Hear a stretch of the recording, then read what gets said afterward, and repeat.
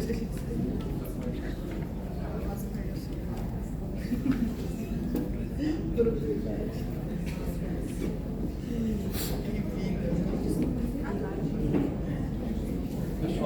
eu vou me apresentar porque o Jogão não está aqui.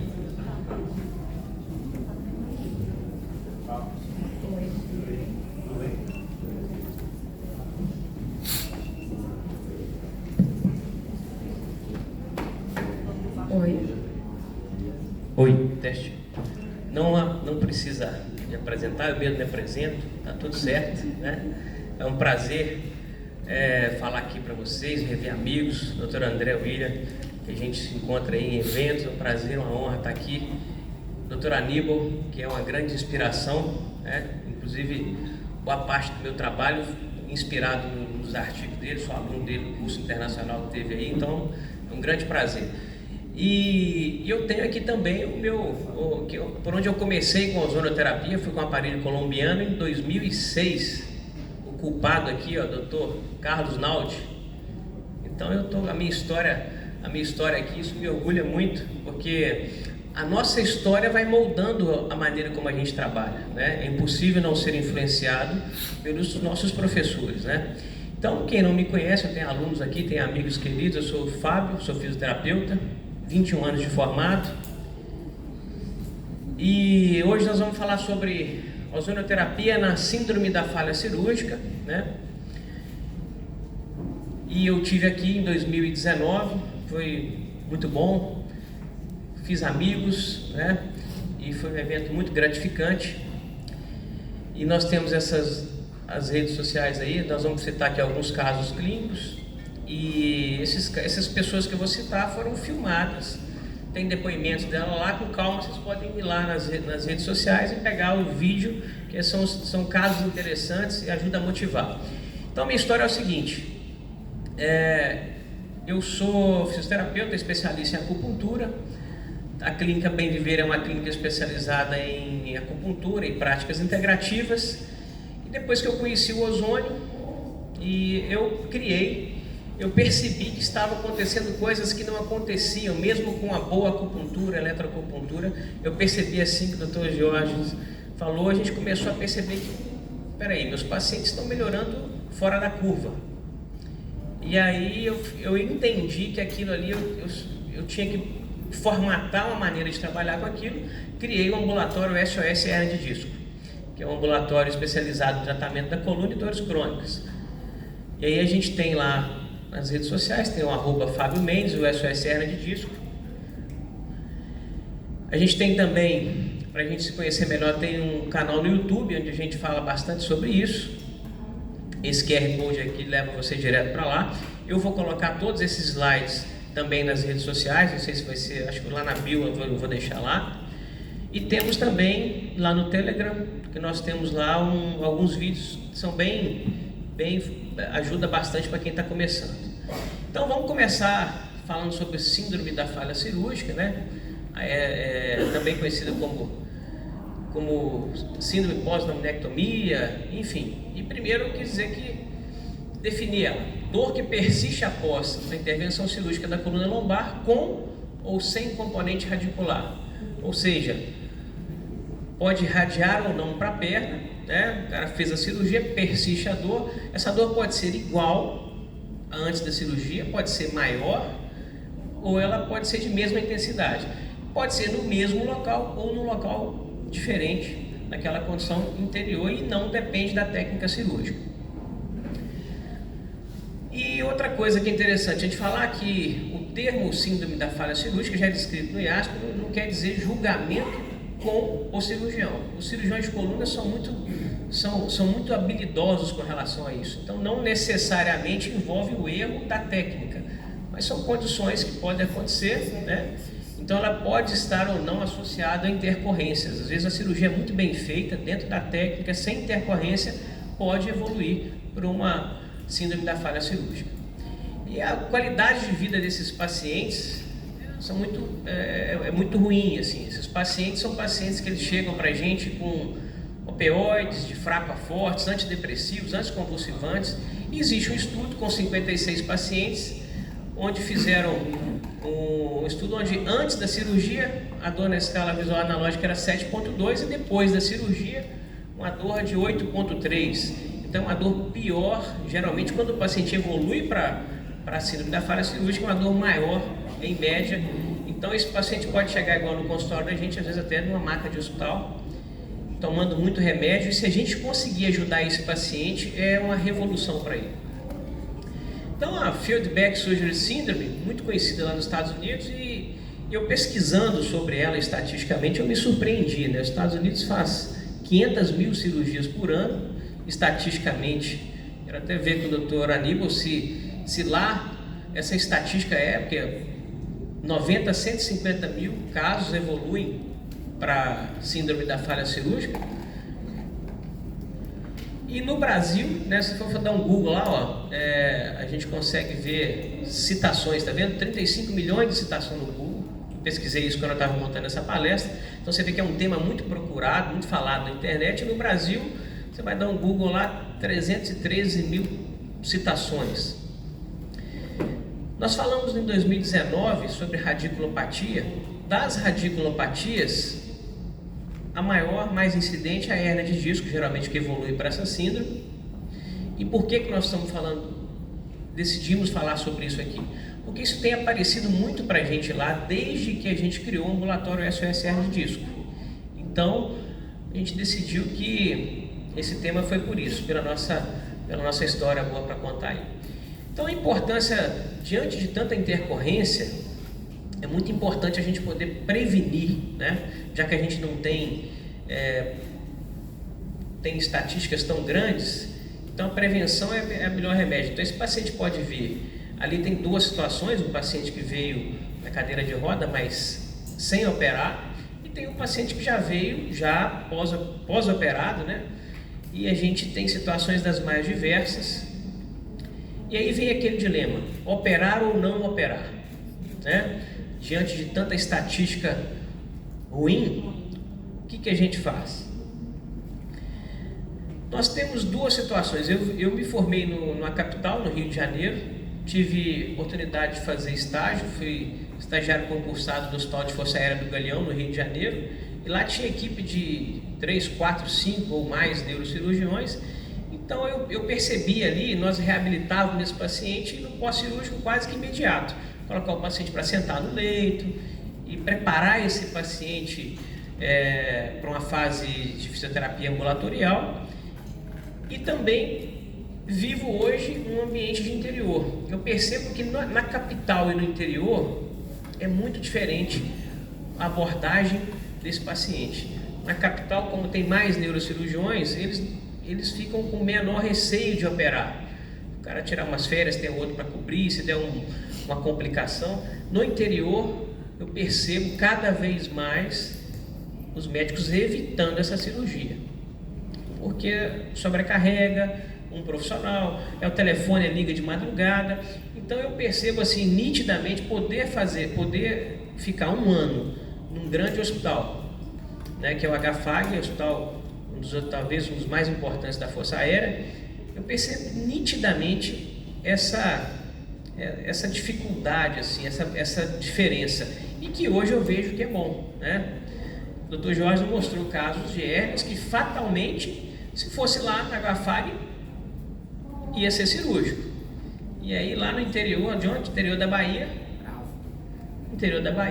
esse paciente não precisou de cirurgia. Olha que bacana, né? Imagina nós lá no Rio de Janeiro, se conhecêssemos o ozônio, né, na época. Então, o paciente com dor crônica, o tratamento da dor crônica convencional, né, que a gente é a medicação, né, lá no interior, né, toda aquela medicação, a fisioterapia, né, às vezes terapia, quando o paciente evolui para Field Back, né, para síndrome da falha cirúrgica, aí começa a haver até a possibilidade de ser psicológico ou não, aí vai para a terapia e os bloqueios, né. No interior, os bloqueios são feitos com certa frequência. E já nos grandes centros, medicação, fisioterapia, bloqueios, a gente já começava a ver estimulação magnética transcraniana, radiofrequência, crioablação, estimulação medular. Então, a gente percebia essa diferença. Então, decisão de operar geralmente do cirurgião é quando ele começa a ver perda de força, né, o famoso pé fraco, o síndrome da cauda equina e os tão famosos efeitos colaterais do medicamento.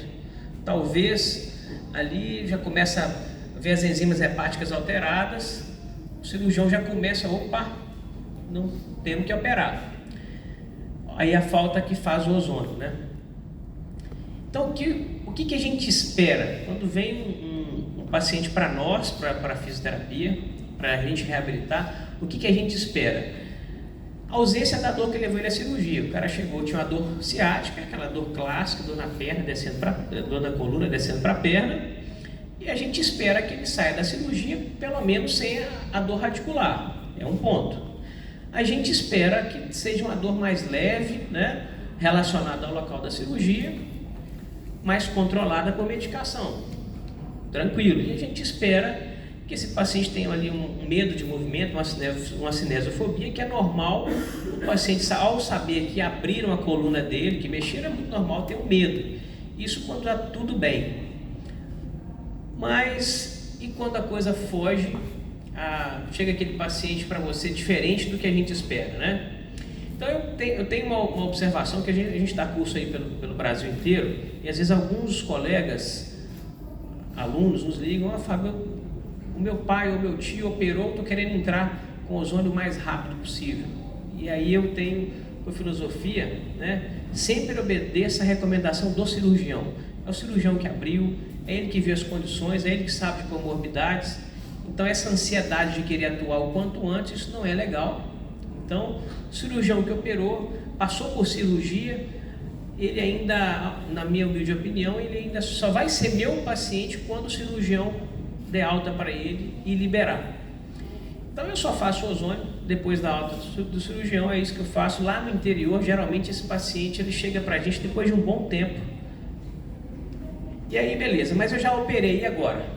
Né? A gente já tem, o paciente chega para a gente, e aí, quando a gente está diante disso, aí aparecem alguns medos, né? O cara chega para você com uma cicatriz cirúrgica. É muito comum para quem está começando com ozônio ficar com um pouco de medo, né? Peraí, esse cara... E começar aqueles questionamentos, né? Por que ainda dói? Você já fez uma cirurgia? Já foi feita a descompressão? Aí vem outra pergunta: é seguro eu aplicar ali? Anatomicamente aquilo foi aberto? O que ocorreu? E a outra pergunta: e se piorar? É muito comum para quem está começando, né? Nós já temos uma história, já estamos fazendo isso. E quais são os parâmetros que eu vou usar? Qual a concentração? Qual o volume?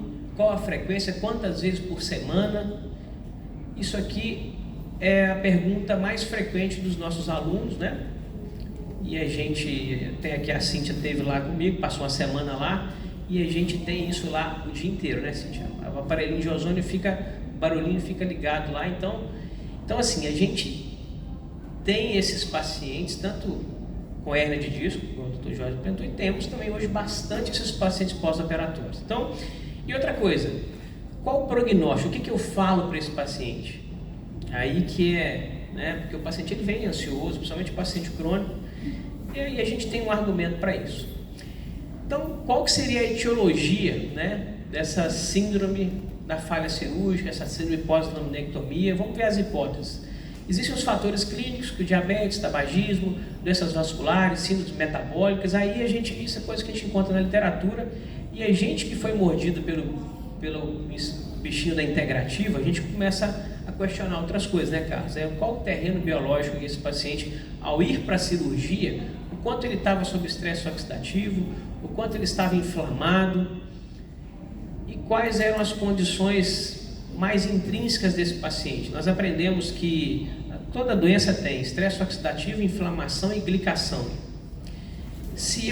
A partir do momento que eu aprendi isso, de repente, se eu fosse um cirurgião, talvez eu tive conversas boas com o Dr. Lúcio Lemos, perguntei para ele se existiria, nós estamos tentando ver um marcador, André, para fibromialgia e para dores crônicas. Ele falou que está chegando alguns outros marcadores que eles têm estudado. E a pergunta é: será que aquela fibrose perineural não teria a ver com o terreno biológico do paciente? São questionamentos que a gente pensa, né, às vezes, mas quero ver, são perguntas que eu quero fazer para o Dr. Aníbal mais tarde na palestra dele, porque talvez se esse paciente tivesse um terreno biológico um pouco melhor, talvez influenciaria ou não nessa fibrose, nessa inflamação.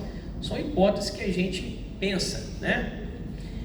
E outra coisa, essa fibrose, como causas prováveis, fibrose pós-operatória, a gente vê na literatura uma dor na sacroiliaca, que seria uma dor que simularia recidiva da hérnia discal, poderia ser. Será que é uma outra hérnia que aconteceu?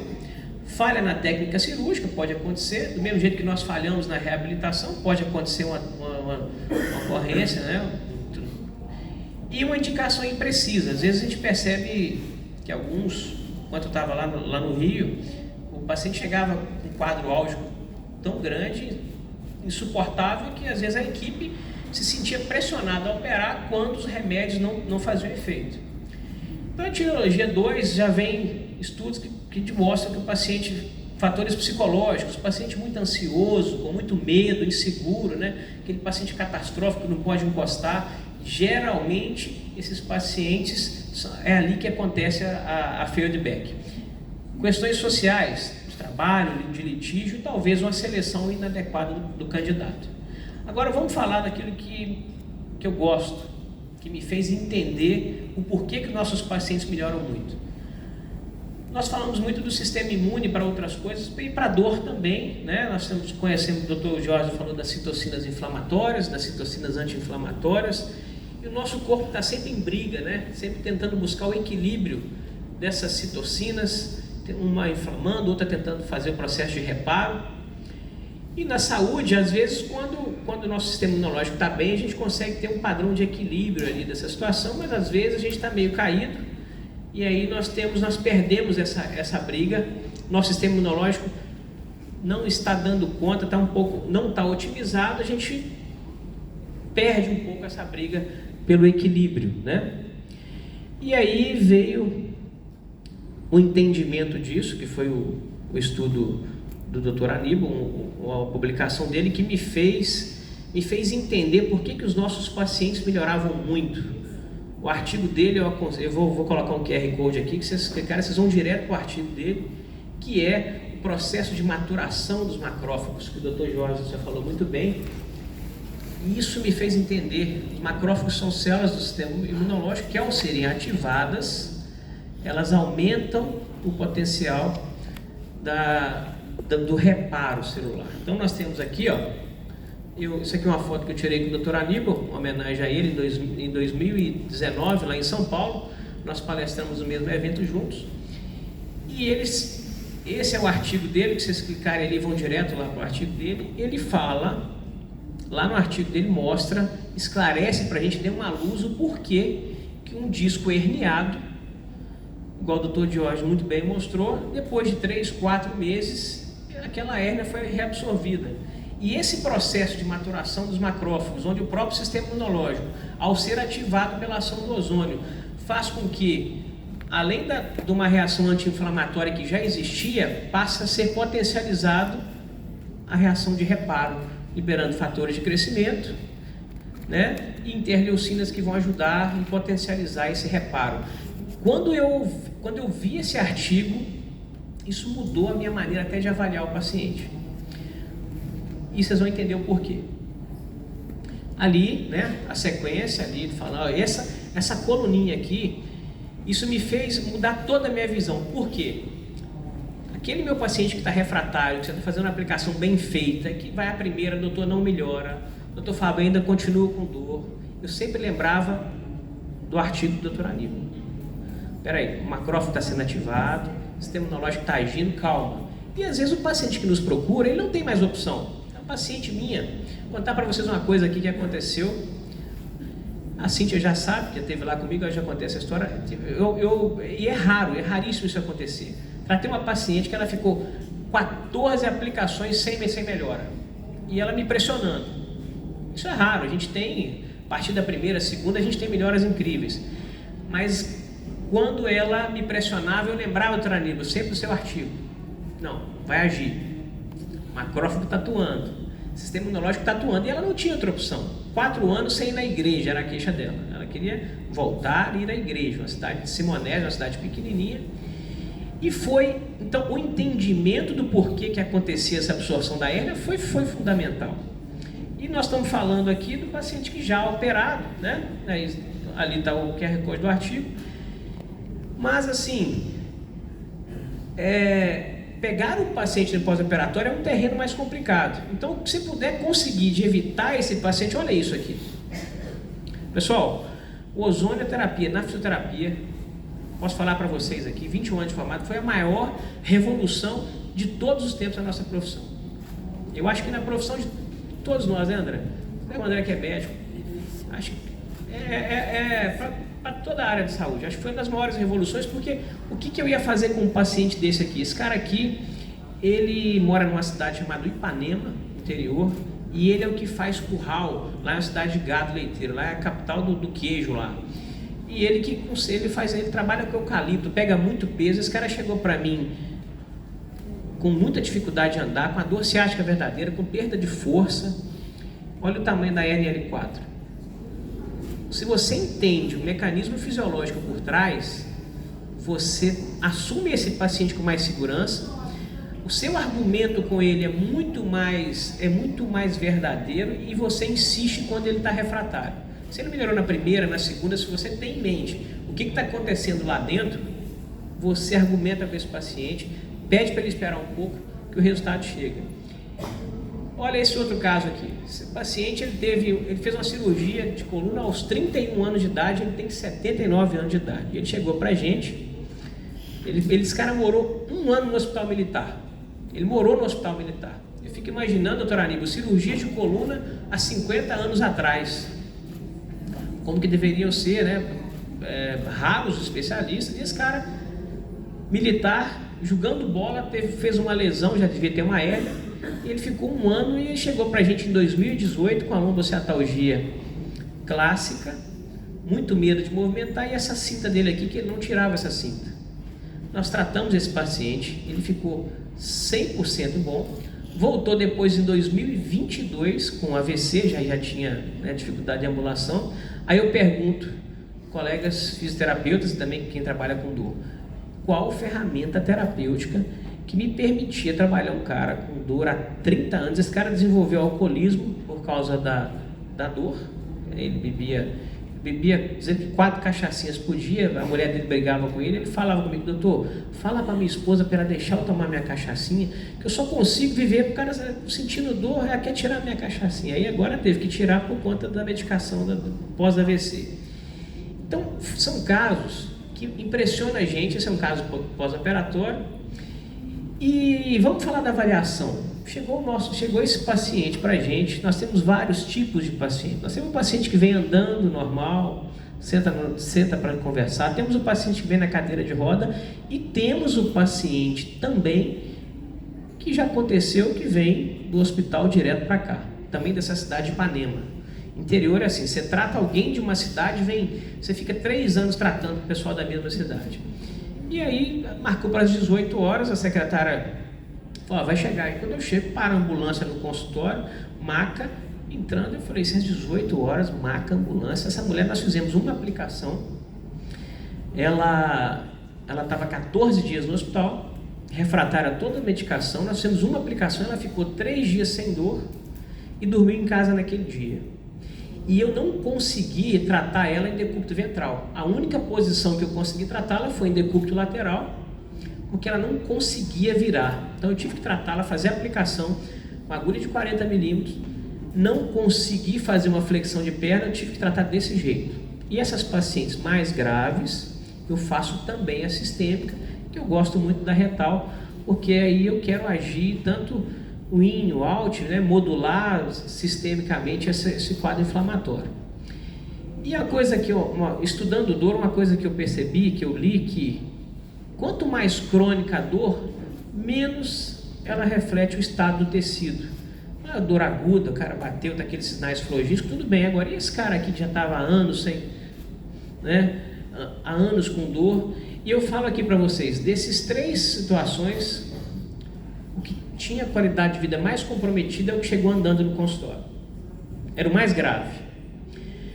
Porque esses agudos aqui, a gente conseguiu tirar eles da situação e ficou sem dor em dias. Esse aqui já estava há anos, André, há anos com dor, e é o que chegou andando no consultório. Às vezes aquele que chega em maca de hospital é o agudo, mas que você tirou em 15 dias, está tudo bem. Então, o nível de sofrimento desses pacientes que vêm com pós-operatório são histórias muito diferentes, níveis de sofrimento diferentes, a gente tem que saber avaliar de cada um. Agora, vamos lá, vamos falar raciocínio clínico, cada um vai chegar para vocês aqui. Nós vamos ter aquele cara que teve a dor imediata após o procedimento cirúrgico. Fábio, eu operei e já saí com dor do hospital, ponto. Temos outra situação, a dor apareceu dias ou semanas depois da cirurgia. Eu já posso pensar que aconteceu alguma coisa na reabilitação. Espera aí, esse cara saiu da cirurgia bem, ele ficou sem dor muito tempo. Por que esse cara começou a ter dor depois? Será que tem a ver com alguma coisa que ele fez? Ou foi a minha reabilitação? É um outro ponto. A dor, ela pode acontecer no mesmo dermátomo, de mesma intensidade ou mais intensa. Ou seja, dor no mesmo dermátomo, eu posso pensar que foi uma hérnia recidivou. Não sei, estamos fazendo raciocínio clínico. Ou então, uma dor em dermátomo diferente. Olha, eu fui operar, eu estava com uma dor na face lateral de perna, eu voltei da cirurgia, dias depois eu estou com uma dor no testículo, eu estou com a dor na face em outra região. Tudo isso ajuda a gente, porque conversar com o cirurgião, explicar para ele que ele precisa da gente, a gente precisa dele, e convém a gente ter aquela ideia, doutor, pegar o paciente para reabilitar, está tudo ok, teve alguma intercorrência, posso fazer a reabilitação. Quando você tem uma equipe de cirurgião bacana, você tem essa intimidade, é muito bom. Que aí, ou então o cara fala, ó, segura um pouquinho, porque esse paciente é obeso, a gente teve muita dificuldade para fixar, é bom a gente ter essa conversa, mas nem sempre a gente consegue, certo? Então, é importante a vocês receberem esses pacientes que já operaram na coluna. Essas perguntas são cruciais. A dor foi imediata? Se foi imediata, o cirurgião já sabe disso. Ele já está fazendo, ele já está tomando as atitudes ali. Então vamos lá. E esses pacientes chegam para a gente lá com a ressonância na mão, já estão querendo saber ali o que é, doutor, me explica isso. E aí o que a gente vai falar para esse paciente? Então vamos começar a fazer a partir do normal, vamos fazer uma comparação de imagens normais com imagens do que nós vamos ver que é a imagem radiológica do paciente com pós-operatório de coluna. Aqui nós temos os discos, o núcleo pulposo, o músculo psoasílico, uma imagem sequência ponderada em T2, a água brilha em T2, a aguinha da bexiga aqui.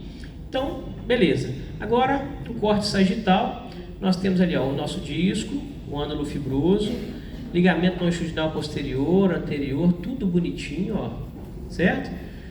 Isso aqui, muitos pacientes e até alguns colegas ficam preocupados com esse branquinho aqui, que na verdade é a gordura ao redor da veia base vertebral, totalmente fisiológico, mas alguns se preocupam com isso. Então, vocês estão vendo imagens normais, tá bom? Vamos lá, corte sagital da coluna, olha que bacana, aqui a gente está vendo os forames, olha lá, gânglio da raiz nervosa, nós temos aqui os forames todos livres, esses pontinhos aqui, artéria e veia radicular, que estou querendo convidar vocês aonde olhar quando vocês receberem uma ressonância de um paciente desse. Porque o que a gente quer aqui, que esses forames estejam todos livres. Você não é obrigado a ser especialista em radiologia, mas é importante o que você vai procurar. Até porque a gente trabalha com a terapia local. Eu vou fazer aplicações onde a imagem mostrar lesão, certo? E essa aqui, uma outra imagem normal, que eu quero que vocês prestem bastante atenção. Aqui é a nossa lâmina, lâmina, processo espinhoso, olha lá o disco, o núcleo pulposo, o ânulo fibroso, que é a estrutura mais rígida, né? Então ela tem menos sinal aqui, Então, isso aqui, pessoal, é uma coluna normal. Atentem-se para a lâmina aqui, Agora vamos lá.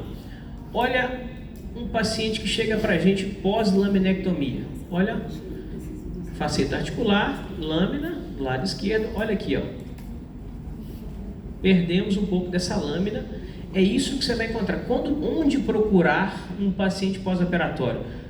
Isso que vocês vão encontrar. Essa assimetria na lâmina que você está vendo do lado esquerdo, você não está vendo do lado direito. E aqui tem uma imagem aqui que nós vamos mudar o contraste. Vocês vão perceber que às vezes fica na dúvida se é uma hérnia recorrente ou não, mas o radiologista, ao fazer o contraste lá, ele já laudou que é uma fibrose pós-operatória, uma fibrose perineural, laudada pelo próprio radiologista. Então, essa imagem é boa porque ela já nos mostra onde é que nós vamos entrar aqui, ó, musculatura paravertebral. Então, é aqui que nós vamos procurar. Nós temos que procurar nesse paciente que está chegando para a gente com 1, 2, 3, 4 anos de dor, já chega com a ressonância na mão, ó lá, doido para alguém explicar para ele o que ele tem, por que ele não melhora. Então é importante que a gente saiba onde mais ou menos estão os problemas dele, certo? Sabendo disso, aqui uma imagem, aqui que é uma fibrose pós-operatória, né? Então a gente tem esses conceitos, porquê disso ainda, né? Várias situações podem acontecer, mas a gente atenta aqui também o excesso de repouso. Às vezes o paciente tem medo de movimentar, e aí a gente não movimenta esse paciente, ele começa a fazer aderências, é uma possibilidade. Tratamentos, convencionalmente, que todo mundo já sabe, analgésicos, anti-inflamatórios, antidepressivos, anticonvulsivantes, é o que o paciente chega para a gente, a fisioterapia, a acupuntura, a eletroacupuntura, e nós temos aqui também alguns pacientes neuromodulação e a possibilidade, quando ele não melhora, talvez a possibilidade do médico reoperar. Reopera ou não reopera, e a gente participa parcialmente disso, porque esse paciente ele vai na gente e também entra em contato com o médico. Medicação, geralmente, nossos pacientes chegam tomando pregabalina, que é mais comum, né? Então, é um tratamento que acho que grande parte dos médicos indicam, e a gente recebe esse paciente tomando pregabalina. Em ambientes mais sofisticados, às vezes acontece, alguns pacientes que estão no eixo Rio, São Paulo, Belo Horizonte, às vezes, eu não sei qual que é a experiência do Dr. Aníbal lá, mas em algumas capitais tem isso. No interior a gente não, eu nunca peguei um paciente para tratar, né, com bomba de infusão ou eletrodo peridural. E a pergunta é, se chegar esse paciente para você, faça ou não faça ozônio? A minha dica é que não faça, porque provavelmente esse paciente ainda está sob os cuidados do cirurgião, ele ainda está vendo se aquilo funciona ou não. Eu gosto de fazer ozônio no paciente que eu sinto que ele é meu paciente, já foi tentado tudo. Isso aqui, se esse paciente chega para você com um dispositivo desse, ele ainda está sob os cuidados do cirurgião, eu acho que tem que esperar ver se a coisa dá certo ou não. Então, manejo do paciente. Lembra que eu falei que eu estou no interior, um interior razoavelmente grande, né? 100 mil habitantes, que atende mais de 100 mil. Então eu tenho muito paciente que é trabalhador rural, ou ele é caminhoneiro. Então a gente tem que sentar com ele e explicar muito bem o que ele pode com essa coluna depois que ele operou. Posso aplicar com os pacientes, aplico tranquilamente. Isso aqui, lá no início, tinha uma lenda que talvez o ozônio fosse oxidar material. Conversei isso com o professor Wilfredo lá atrás. O professor Wilfredo, Fábio, para o ozônio oxidar uma placa de titânio dessa, ele tem que ser em situações muito controladas, então não tem problema essa conversa de que o ozônio vai oxidar. Isso, né, a gente faz com o paciente com esse tipo de material sem problema. E a questão, reoperar é a solução? O que os estudos têm falado sobre isso, né? E a gente fica ali no meio esperando. Então, ó, após a segunda cirurgia, somente 30% dos pacientes relatam sucesso. Então, ou seja, se ele já fez uma cirurgia e não melhorou, a chance de não melhorar com a segunda é de 70%. Após a terceira cirurgia, a chance dele melhorar é somente de 15%. Após a quarta cirurgia, somente 5% dos pacientes melhoram. E após a quarta, na verdade, os resultados nem são tão bons ou até pioram. 10 minutos, obrigado. Então vamos lá agora para os parâmetros principais. Fábio, como que eu vou fazer, como que a gente tem feito lá? Quais os parâmetros mais importantes? Primeiro é orientar esse paciente a avaliar, muito bem avaliado, alinhar as expectativas com ele. Às vezes ele chega, às vezes ele viu o ozônio, viu algum médico falando sobre isso, e ele chega lá achando que com uma aplicação vai ficar bom, né? Então eu falo muito de alinhar as expectativas. A conversa tem que ser muito boa, né, Jorge? Principalmente no paciente pós-operatório. Profundidade da aplicação. A gente tem, essa é a grande luta, porque as agulhas aqui do Brasil, aqui nós não temos Anvisa para agulhas longas e finas. A agulha da B. Braun, que às vezes outros colegas de fora acham com facilidade, aqui não tem. Aqui você tem, mas são agulhas muito grossas. Você tira, faz um rombo na coluna do paciente. E a gente que atende muito, você não pode ficar, né? O professor Wilfredo viaja, traz algumas para mim, mas eu não posso ficar por conta de às vezes ter ou não. Então eu tive que arrumar uma solução. Arrumamos a solução com agulha gel com 24, uma agulha fina, tem 40 milímetros e longa. Resolveu o problema, né? Então, e onde aplicar? Minimamente eu preciso dessa agulha no músculo. Então eu tenho que ultrapassar ali tecido subcutâneo, tem que chegar no músculo, eu tenho que sentir aquele aumento de resistência e minimamente 1 centímetro, 1,5 centímetros eu preciso estar dentro do músculo. Gel 24. Essa agulha ela veio para resolver muita coisa dessas aplicações paravertebrais, até porque boa parte dos pacientes tem uma gordurinha sobrando ali. Então, olha só, olha onde que eu vou entrar. Isso aqui é uma imagem normal, olha onde que eu tenho que romper para eu chegar aqui, para eu deixar esse gás. Essa imagem é uma imagem muito boa, porque é aqui que eu vou entrar, ó. Certo? Quando você vê um corte axial de uma coluna normal, te dá um pouco mais de segurança saber onde é que você está entrando. É importante. Então, a cânula, né, comprimento, minimamente 3 centímetros, nós trabalhamos com 4. E aquilo que eu falei, ó, aqui no Brasil, se for trabalhar com 40 milímetros, é um cano, né? Então é muito difícil trabalhar. A nossa agulhinha é essa aqui, ela está pequena aqui, mas isso aqui sai e fica ali uma cânula de 40 milímetros, tá? A gente trabalha lá também com magnetoterapia de campo pulsado, a eletroacupuntura, que nos ajuda muito. Gosto muito de fazer a desensibilização, quem é meu aluno sabe, né? Porque às vezes você vai fazer uma aplicação no paciente, ele sente dor e ele não volta mais. Essas desensibilizações aqui, com esses aparelhinhos, você gasta ali 45 segundos a 1 minuto, isso diminui 90% a dor da aplicação e eu consegui trabalhar com muito mais conforto. O paciente parou de reclamar de dor depois que eu comecei a usar esses dispositivos. No local da aplicação, coloco ali 45 segundos a 1 minuto e isso ajudou demais, né? A via retal eu uso, principalmente nesses pacientes mais graves, eu quero fazer uma modulação desse processo inflamatório sistemicamente, vou ter que correr. Técnicas de aplicação, né? Já falei, intramuscular paravertebral, importantíssimo, tá? Importantíssimo. E olha só, olha o Celestino, agora que nós vamos ver situações da vida real. Esse cara, 49 anos, operou há 4 anos e tinha 4 anos de dor. E aí até decidir operar, ele sofreu por 4 anos. Ele chegou para mim com 4 anos de dor. Ele foi um desses caras que dor imediata após a cirurgia. Tem o QR Code aqui, o que eu fiz aqui para vocês? Eu gravei um bate-papo com ele contando a história dele. Se vocês entrarem aqui, vocês vão ver essa conversa. E ele falou, olha, eu acordei já com dor, a dor foi maior que a anterior, que está de acordo com aquele estudo, né, de 56 pacientes. Olha que bacana, nesse caso eu só fiz a ozonoterapia. Esse paciente ele não conseguia fazer a acupuntura. Eu coloquei ele, André, em decúbito lateral e ventral e não conseguia ficar 5 minutos para eu fazer a acupuntura. Ele tinha umas fasciculações membro inferior que eu não conseguia. Aí foi bom, eu só fiz o ozônio. 100% de melhora da dor, já tem 6 meses, tá? E aí eu uso, né, assim, o tratamento padrão que eu falo, que é 20 aplicações. As primeiras 10 eu faço 2 vezes por semana. Se tudo correr bem, as outras 10 aplicações 1 vez por semana, tá? Depois, na fase 2, eu trato esse cara a cada 15 dias, eu acompanho ele por 1 ano.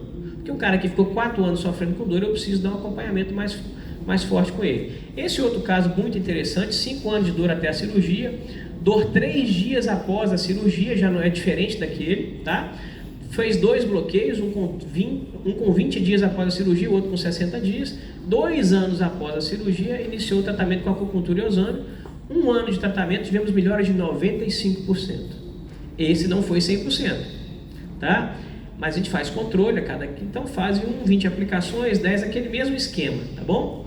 Olha aquele caso que eu mostrei. Esse cara não precisou da cirurgia. Qual que é a melhor prevenção da Feldback? É não operar. Então, ó, eu sempre lembro do artigo do Dr. Aníbal ali. Vamos fazer... se eu não tivesse acesso a esse artigo, talvez eu não teria confiança para assumir um tratamento desse. Mas eu sempre lembrava, meus macrófagos vão fagocitar essa hérnia e a gente vai conseguir. Esse cara está totalmente sem dor. Olha que interessante. O tratamento dele foi em 2019, ele chegou para mim em 2022 com queixa de radiculopatia cervical e não tinha nada na coluna lombar. 3 anos depois, trabalhando com peso, trabalhando com eucalipto tratado. Incrível. Esse cara, olha essa hernia cervical. Fechamos um programa terapêutico de 20 aplicações. Na 14ª ele sumiu. Esse cara, eu trato a esposa dele hoje, ele não tem nenhum sintoma. Olha que hérnia. Se não fosse o nosso abençoado ozônio, o que nós, vocês médicos, nós fisioterapeutas, vamos tratar esse cara com o quê? Provavelmente esse cara já teria operado. Então, gente, o ozônio, ele me trouxe um sucesso clínico muito grande. Eu sou muito grato ao ozônio, sou muito grato ao meu amigo aqui, Carlos Naldi, que me apresentou o ozônio em 2006. Sou muito grato ao professor Wilfredo, aos colegas que estão aqui, Dr. Aníbal, que me deu através do trabalho dele, me esclareceu, abriu a minha mente por que as coisas funcionam. São pessoas que eu lembro aqui que, se não fosse o ozônio, por mais experiente que eu fosse como fisioterapeuta, eu não faria nada por esses pacientes. E também sucesso profissional. O ozônio me trouxe aqui, hoje eu tenho amigos incríveis que eu fiz por causa do ozônio, é uma família enorme. Eu tenho alunos que eu aprendi a gostar, que eu amo de paixão, colegas. É uma família do ozônio, ela é incrível, então eu sou muito grato, né? Sou muito grato por tudo que o ozônio fez por mim. Nunca imaginei chegar tão longe, né? Não tão longe de dinheiro, de sucesso profissional, tão longe de poder juntar vocês aqui e falar com tanta alegria pelos resultados e ajudar tanto paciente. Então eu falo o seguinte, olha, essa frase é: não tenhamos pressa. Se você está começando, faça devagar, evite ficar postando muita coisa na procedimento, agulha grande, porque isso chama muita atenção. Nós estamos num momento delicado, mas também não perca tempo. Se você aprendeu, faça com cautela, faça com cuidado, tá? A gente tem ali nossos cursos lá, tá? A gente tem conseguido aí ajudar muitos colegas fisioterapeutas. E eu falo o seguinte: dar o melhor de si é mais importante que ser o melhor. Ou seja, não que a gente ali, não quer dizer que a gente é o melhor, mas eu dei o melhor de mim para esses pacientes e a gente conseguiu ajudá-los de uma forma intensa.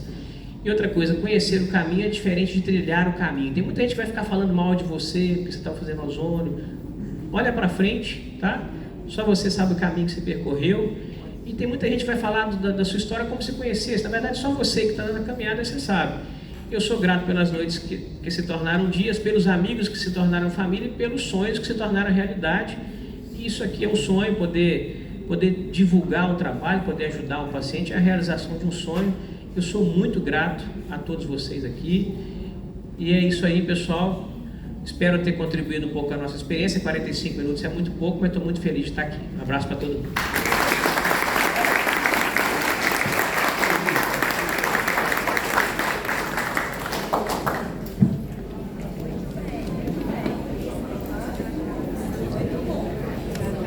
Bom dia, pessoal.